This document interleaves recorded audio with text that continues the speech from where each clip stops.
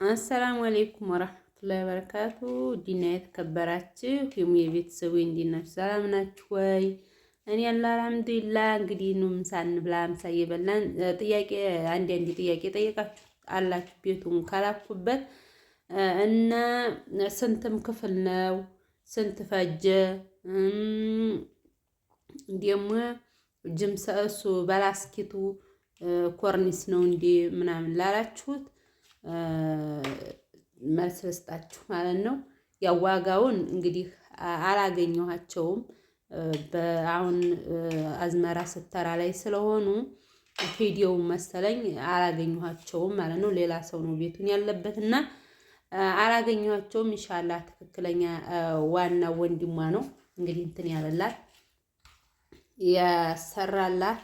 ያንን ሳገኘው ያለው ዋጋ ጠይቃችኋለሁ። እንትን ሞራሌውና ኮርኒሱ ሁሉም የወረደው በ50,000 ብር ነው ብለውኛል።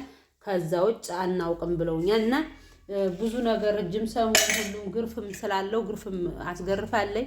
ሁሉንም ያለውን ነገር ኢንሻአላህ እነግራችኋለሁ። ክፍሉ ያው ሻወር አለው፣ የዕቃ ቤት አለው፣ ሳል አለው፣ የመተኛ ክፍል አለው እና እንደኔው ቤት ነው ክፍሉ ማለት ነው።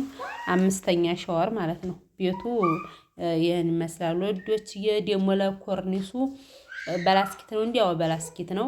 ግን ዲኮሩ በጣም ያምራል ማለት ነው። ዲኮሩ የኛ ዲኮር የለውም፣ ዝም ብሎልን ወጥ ነው። በላስኪት ነው ደሞ ያነ ድሮ እንትኑ በጅምሰም የተሰራው የጭቃ ቤት ተሸካሚነት ላይ ኖረው ይችላል።